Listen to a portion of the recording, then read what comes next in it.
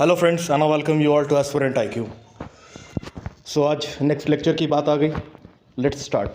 सबसे पहले है why supreme court's ruling on farm laws sets a terrible constitutional president. अब हुआ क्या कि जो अभी फार्म लॉज आई थी, उस फार्म लॉ को सुप्रीम कोर्ट ने सस्पेंड कर दिया। इम्प्लीमेंटेशन थे, उन्होंने उसे इम्प्लीमेंट करने से रोक दिया और एक कमेटी क्रिएट कर दी जो कि इस फार्म लॉ के अंदर की प्रॉब्लम्स को देखेंगी। अब इशू क्या है? इशू ये है कि जो हमारे देश के अटॉर्नी जनरल हैं, उन्होंने कुछ ग्राउंड्स सुप्रीम कोर्ट के सामने रखे। अब किसी भी लॉ को रोकने के लिए, सस्पेंड करने के लिए 3 प्रोविजंस होती है। First one is that it has been passed without a legislative competence. Second, it is violative of the fundamental rights. कल मैंने आपको बताया था आर्टिकल नंबर 13, अगर कोई भी ऐसी लॉ जो फंडामेंटल राइट्स को वायलेट कर रही है, ऐसी लॉ को तुरंत अनकॉन्स्टिट्यूशनल घोषित कर दिया जाएगा। Third is it is violative of the provisions, other provisions of the constitution. अगर वो संविधान के किसी और प्रोविजंस को वायलेट कर रही है, तब भी उस लॉ को स्ट्रक डाउन या रोक दिया जा सकता है। बट फार्म लॉ केस में ऐसा कुछ भी नहीं था, पर सुप्रीम कोर्ट ने इस लॉ पर स्टे लगा दी और साथ में कमेटी भी क्रिएट कर दी जो कि इन सारी प्रॉब्लम्स को देखेगी। अब ये क्या सेट करती है? ये सेट करती है कि सुप्रीम कोर्ट किस तरीके से अपने पावर को गलत इस्तेमाल कर रही है। एक रूलिंग गवर्नमेंट, एक मेजॉरिटी पार्टी के द्वारा पास किया लॉ को उन्होंने रोक दिया और एक कमेटी का गठन कर दिया। ये एक ऐसी प्रेसिडेंट शो करती है कि बाद में जजेस जो आगे आएंगे वो भी ऐसा काम कर सकते हैं किसी भी लॉ के अगेंस्ट, जबकि सुप्रीम कोर्ट का काम है किसी भी लॉ को इंटरप्रेट करना। और जब वो एक्ट पास होकर के आई तो वो एक्ट पूरी तरीके से तीनों मैटर पर सही थी, फिर भी सुप्रीम कोर्ट ने इस पर स्टे लगा दिया। We are not against the farmers, but जो आपके लिए इंपॉर्टेंट है वो सारी पॉइंट्स हमने यहाँ पर बता दी। Next is national girl child day. सबसे पहले आपके लिए इंपॉर्टेंट हो जाता है कि ये नेशनल गर्ल चाइल्ड डे कब मनाई जाती है। दैट इज़ जनवरी 24 को ये मनाई जाती है। एग्जाम में क्वेश्चन आते हैं। सेकेंड आपके लिए जो इंपॉर्टेंट है, बेटी बचाओ बेटी पढ़ाओ स्कीम। अब what is this Beti Bachao Beti Padhao scheme? लेकिन उसके पहले पंजाब गवर्नमेंट की जो पॉलिसी है, जिसके अंतर्गत उन्होंने जनवरी को month of the girl child के रूप में मनाने की घोषणा की है और एक स्कीम भी लॉन्च किया है जिस स्कीम का नाम है दिया दी लोहरी। ये दोनों पॉइंट इंपॉर्टेंट है। जब भी एग्जाम में क्वेश्चन आएंगे तो आप इन सारी पॉइंट्स को अगर मार्क करते हैं, clearly you can get an extra marks, you can get an edge over others. Now second is हमारे लिए इंपॉर्टेंट है बेटी बचाओ बेटी पढ़ाओ स्कीम। सबसे पहले इसे लॉन्च कब किया गया था? इसे लॉन्च किया गया था 2015 में पानीपत हरियाणा। 2018 में झुंझुनू गांव जो राजस्थान में है, वहाँ पर 8 मार्च 2018 को इसे एक्सपैंड कर दिया गया।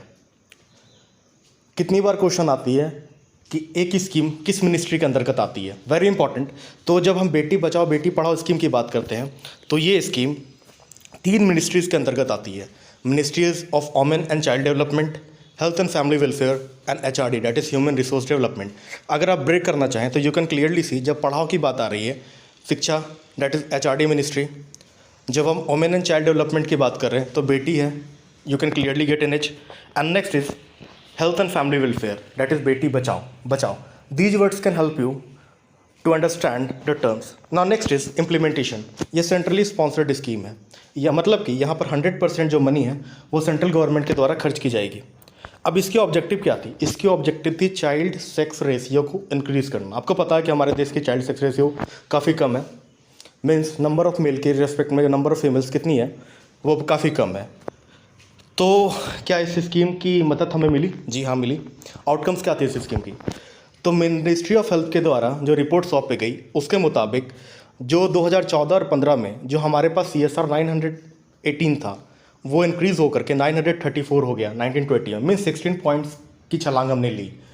अ great initiative, a great result. Second is जो सेकेंडरी स्कूल में जो ग्रॉस एनरोलमेंट है गर्ल्स का, वो पहले तकरीबन 77.45 था इन 2014-15, वो इंक्रीज़ करके 81.32% हो गया इन 2018-19। यहाँ भी हमने काफ़ी छलांग लगाई है।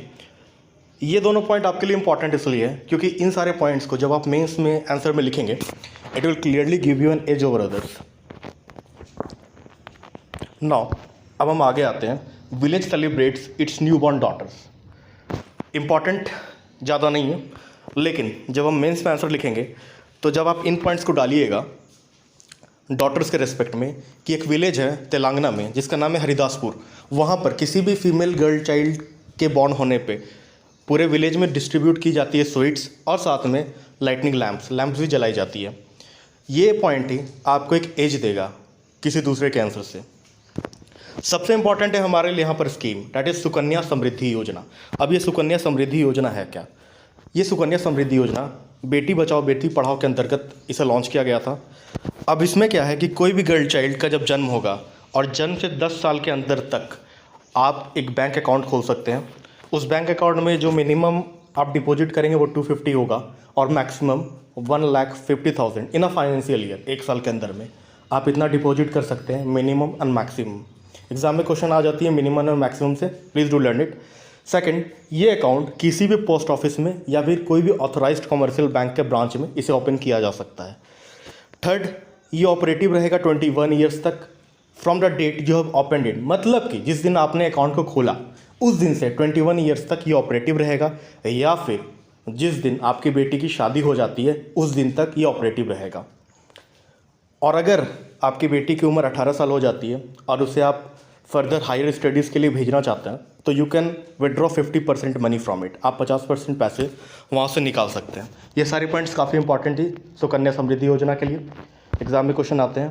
Now next is task force on marriage age submits report to PMO। अब यहाँ पर थ्योरी क्या है कि जो फीमेल की मैरिज एज जो पहले 18 थी उसे इंक्रीज़ करके 21 करने की बात की जा रही थी। सबसे इंपॉर्टेंट है इस टास्क फोर्स को हेड किसने किया। एग्जाम में क्वेश्चन आते हैं, इसे हेड किया गया था जया जेटली जी के द्वारा। Please do learn it, Jaya Jaitley, उन्होंने इस टास्क फोर्स को हेड किया। सेकंड इज़, अब क्या जो मैरिज एज है उसे इंक्रीज़ करना इंपॉर्टेंट है, तो सबसे पहले हम लॉ में देखते हैं। जो हमारा लॉ है वो कहता है कि फीमेल की जो मैरिज एज होगी वो 18 होगी और मेल की 21। हमारा हिंदू लॉ भी इसी के रेस्पेक्ट में बात करता है, साथ में इस्लामिक लॉ भी। लेकिन जो इस लॉ को देखने की ज़रूरत क्यों पड़ गई? पहली बात, जेंडर न्यूट्रलिटी लाने के लिए। अर्ली प्रेगनेंसी के कारण ऐसा देखा जा रहा था, जो रिपोर्ट सामने आई कि बहुत सारी वुमेंस की डेथ हो रही है, यहाँ तक कि चाइल्ड मोर्टेलिटी रेट भी अर्ली प्रेगनेंसी में काफ़ी हाई है। ये पहली पॉइंट है जिसके कारण इसे इंक्रीज़ कर देना सही है। Second is स्टॉन्टिंग। स्टॉन्टिंग होता क्या है? स्टॉन्टिंग का मतलब होता है आपका जो एज है उसके रेस्पेक्ट में आपकी हाइट सही है कि नहीं, means your height respective to your age, that is stunting. देखा जा रहा है कि जो भी लड़की जो कि 10 to 19 ईयर्स के अंदर में जो माँ बन रही है, उनके जो बच्चे हैं उनमें स्टॉन्टिंग की प्रॉब्लम देखी जा रही है। लेकिन ऐसा प्रॉब्लम यंग एडल्ट्स, मीन्स ऐसी लड़कियां जिनकी शादी तकरीबन 20 से 24 साल में होती है और वहाँ पर वो प्रेग्नेंट होती है, तो उनमें ऐसी प्रॉब्लम्स देखी नहीं जा रही है। साथ में मॉर्टेलिटी रेट तो काफ़ी हाई है, ये भी मिनिस्ट्री ऑफ हेल्थ के द्वारा बताया गया। अब हम हिस्ट्री सेक्शन में आते हैं। जनवरी की बात है, सबसे पहले है पथरू घाट। अब ये पथरू घाट क्या था? आसाम में 1894 में एक खूनी विद्रोह होता है जिसे पथरू घाट कहा जाता है। सबसे पहले हम हिस्ट्री में आते हैं। ब्रिटिशर्स के द्वारा आसाम को 1826 में एनेक्स कर लिया गया। इसके बाद उन्होंने ज़मीन का सर्वे करवाया, उसके बेसिस पर उन्होंने वहाँ के पीजेंट्स के ऊपर टैक्स लगाना स्टार्ट कर दिया। अब 1893 में उन्होंने टैक्स को लगभग 70 to 80% इंक्रीज़ कर दिया। अब आपको ही पता है कि टैक्स का बर्डन हमारे गरीब पीजेंट्स नहीं झेल पा रहे थे, और ये सेम कंडीशन सेम केस हमारे देश झारखंड में भी हुआ है, जिसके बारे में विद्रोह हमारे देश के वीर जवानों ने की।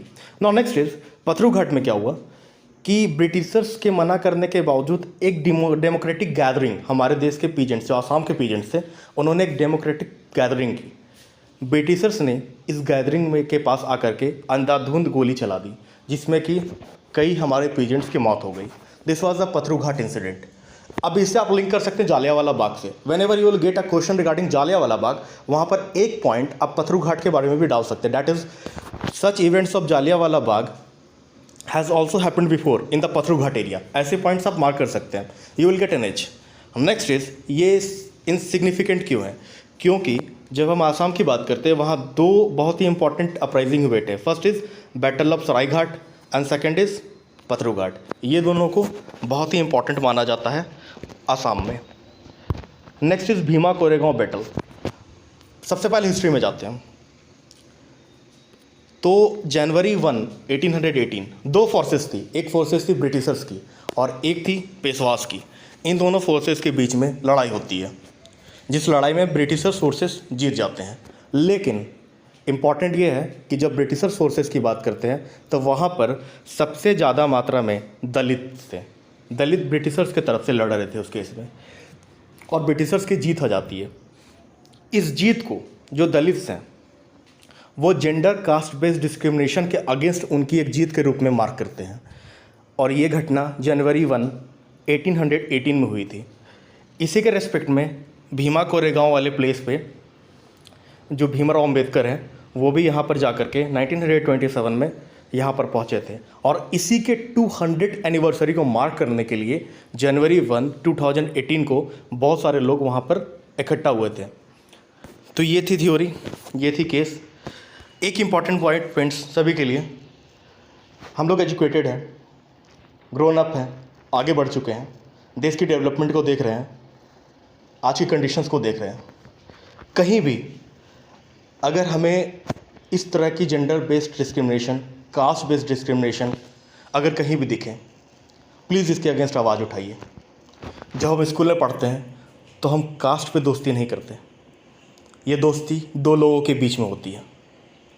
Never discriminate, please never discriminate. देश आगे बढ़ चुका है, डेवलपमेंट आगे जा रही है, और आगे बढ़ने के लिए इस तरह के डिस्क्रिमिनेशन से हमें दूर जाना पड़ेगा। कोई ये दलित प्रॉब्लम, ये सारी प्रॉब्लम्स को हमें रिड्यूस करना पड़ेगा अपने देश को डेवलप करने के लिए। टीम एस्पिरेंट IQ की तरफ से भी मैं हाथ जोड़कर आप लोगों से कहता हूँ, प्लीज़, कास्ट बेस्ड डिस्क्रिमिनेशन एक श्राप है हमारे देश के लिए। जो पीछे हो गया उसे एक वेस्ट पेपर के रूप में भूल जाना चाहिए और मूव फॉरवर्ड करना चाहिए। सभी को एक जैसा माने, सभी को एक जैसा प्यार दे, आगे बढ़ें। और यस, आप एजुकेटेड हैं, ऐसी प्रॉब्लम्स कहीं भी दिखे, शर्माए नहीं, डरे नहीं, आवाज़ उठाएं। You are the future of the country and you will develop it. Thanks for watching team aspirant IQ। Please do like, share and subscribe, and yes, हमारे ऐप को भी डाउनलोड करें। Thanks for watching.